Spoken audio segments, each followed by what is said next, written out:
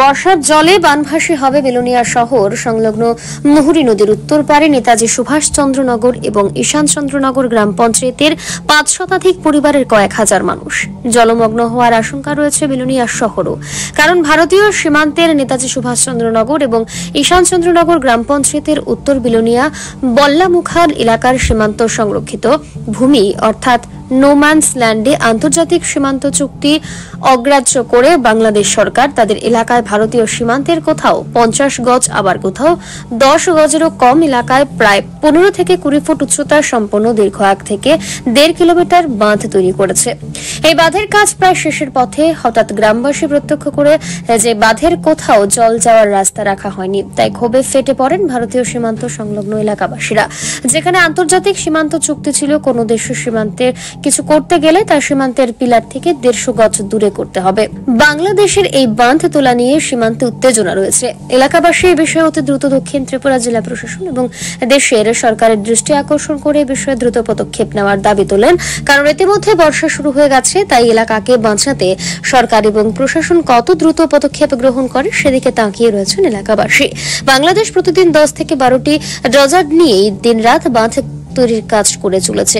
এলাকার জনগণের দাবি, বাংলাদেশ হয় বাঁধ তুলে দিক, না হয় জল নিষ্কাশনের রাস্তা রাখুক। কোন পঞ্চায়েত? এটা হলো নেত্রীনগর পঞ্চায়েত। আপনাদের সমস্যা কি? সমস্যা হলে নদীটার এই ছড়াটা জল আজকে আমার বাপ দাদা পুরুষের জল, আমরা জন্ম হয়েছি দেখি যে জলটা নিচের দিকে যাচ্ছে আছে, বাংলাদেশের দিকে যাচ্ছে আছে। তারা এখন দেখি যে জলের দ্বারাটা বন্ধ করে আলাছে, তো জলটা কই যাবে। আর এবং বান্ডার দিছে মানে ২০ ফুটের উপরে আছে উঁচা। আপনাদের এদিকে জমি আছে? জমি আছে না, জমি সবগুলো জমি ছাড়াও আপনার বাড়িঘর দুয়ার যা আছে, জলটা যখন ফুলে যাবো তখন তো বাড়িঘর দুয়ার যা আছে সব তো ভাসে যাবো। এই সাইডে মানুষ তো পুরো জলের নিচেই থাকবো। আপনার বক্তব্য কি এখন? জল সংস্কার করে দেওয়ার জন্য। কার কাছে দাবি?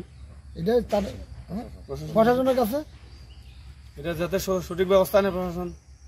মানে জলের লাইনটা যাতে ক্লিয়ার করা যায়, মানে আগে যেভাবে লাইন ছিল এইভাবে যাতে ক্লিয়ার যাতে লাইন করা হয় বা যেটাই হোক। এটা তো দুই দেশের ব্যাপার, মানে কেন্দ্রীয় সরকারের ব্যাপার। এখন কেন্দ্রীয় সরকারের প্রতি আপনাদের কি আবেদন থাকবে? কেন্দ্রীয় সরকারের কাছে আপনাদের কি?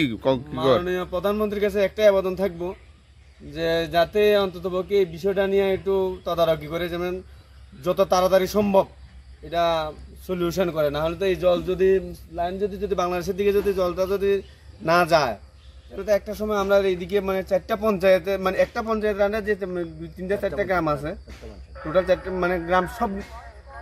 হ্যাঁ, হালকা বৃষ্টি হইলে যে বড় বন্যা হইতে লাগতো না, ছোটখাটো বন্যা হইলে এইসব সব এখন ভাসে যাবো। এটি বাঁচানো অনেক অসম্ভব। তো আমাদের বাঁচার জন্য মাননীয় প্রধানমন্ত্রীর কাছে একটাই আবেদন থাকবো, যাতে এটা সরাসরি দুই দেশের বিষয়টা নিয়ে একটু দেখে বা এটা যাতে সঠিক ব্যবস্থা গ্রহণ করে। তারা ভূমিকে নিচে তারা দেখে যাচ্ছে আছে, দেখি যদি ডিএম আইয়ের যা লোক আছে আছে তো সব উপমহলে ফ্ল্যাগ মিটিং হয়েছিল। ফ্ল্যাগ মিটিং এ চলে, ফ্ল্যাগ মিটিং ডেলি দুইবার কি হয়েছে সেখানে, কি সিদ্ধান্ত হয়েছিল? তারা করতে আছে, তারা এইদিকে তারা জায়গা বানতে আছে, তারা এই ইন্ডিয়ার জল যায় তারা ক্ষতি হয়। এই লেগে তারা কাছে প্রথম করছে জলের দ্বারা দিব, ওখান থেকে তো জলের দ্বারা বন্ধ করে আলাইছে। লাস্ট নিয়ে একটা টিলার সাথে নিয়ে লাগাই দিছে জলের দ্বারাটা। তখন যে আমরা যে 2-3টা পঞ্চায়েতের যে যতগুলো গ্রাম আছে সব গ্রামে জলের মধ্যে বাচ্চা যাইব। মানে তখন কি করতো না কইছিল বান্ডা? হ্যাঁ, তখন বান্ডা করতো না কইছিল। হ্যাঁ, তারপর ব্যুরো রিপোর্ট, পাবলিক নাও। শুভ অক্ষয় তৃতীয়া উপলক্ষে বিশেষ আকর্ষণীয় অফার এবং চোখ ধাঁধানো সম্ভার নিয়ে হাজির আপনাদের বিশ্বস্ত মিনা গহনালয়। প্রতি কেনাকাটায় নিশ্চিত উপহার, মজুরিতে 30% ছাড়, পুরনো সোনার বদলে নতুন গহনা। অফার চলবে 20 এপ্রিল থেকে 3 মে পর্যন্ত। আমাদের ঠিকানা শান্তিপাড়া, আগরতলা, পশ্চিম ত্রিপুরা। বিস্তারিত জানতে ফোন করুন এই নম্বরে 9863052217 এবং 8257988134 নম্বরে। অক্ষয় তৃতীয়ার এই শুভক্ষণে আপনাদের জীবন সুখ ও সমৃদ্ধিতে ভরে উঠুক। ধন্যবাদ।